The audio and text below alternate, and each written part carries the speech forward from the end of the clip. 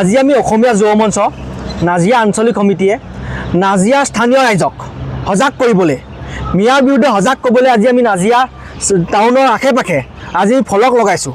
তাত লিখা আছে জাগিলে অসম বাচিব দেশ নহ'লে হ'ব বাংলাদেশ। আৰু সঁচাকৈয়ে নাজিয়াখন অসমখন বাংলাদেশ হ'বলৈ গৈ আছে। আপোনালোকে জানে আজিৰ তাৰিখত নাজিয়া নগৰত বহুতো সন্দেহযুক্ত লোকে আপোনাৰ যি ভগাল ধৰা চলাই ডেম্পত আছে। আমি সেইসকল ব্যক্তিক 3 দিনৰ সময় বান্ধি দিছোঁ।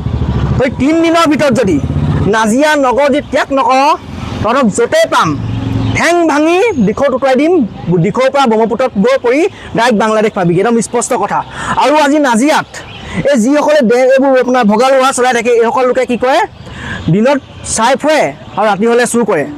সিদিনাখন নাজিয়া নগৰৰ মাছমজিয়াত নিশা 7 বজাত ঠেলাৱালা ঘূৰি ফুৰিছে।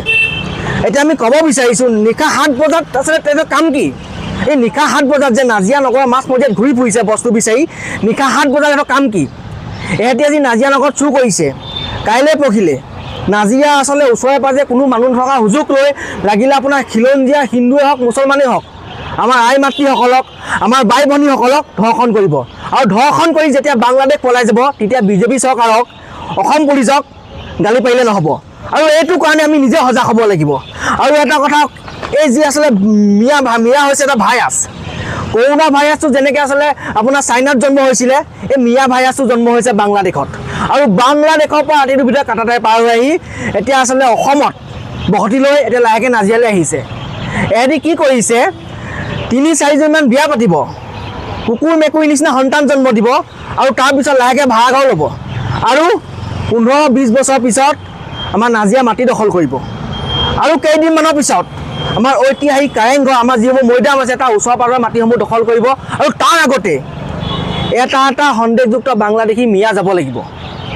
আৰু আমি এটা কথা স্পষ্ট ভাষাৰে ক'ব বিচাৰিছোঁ, আমাৰ কোনো খিলঞ্জীয়া মুছলমানসকলৰ লগত কোনো শত্ৰুতা নাই। তেখেতলোকৰ লগত আমাৰ সদায় ভাই সম্পৰ্ক আছে, সদায় থাকিব।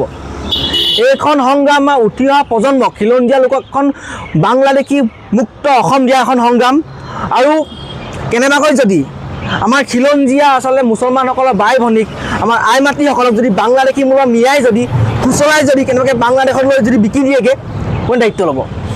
সেইটো কাৰণে আমি স্পষ্ট ভাষাৰে কৈছোঁ 3 দিনৰ ভিতৰত বাংলাদেশী মূলৰ মিয়া এটা নাজিয়াৰ পৰা যাব লাগিব। আৰু যদি আমি নাজিয়াৰ পৰা নাযায় য'তেই পাম হালোৱা আছে দৌৰাই পিটিম।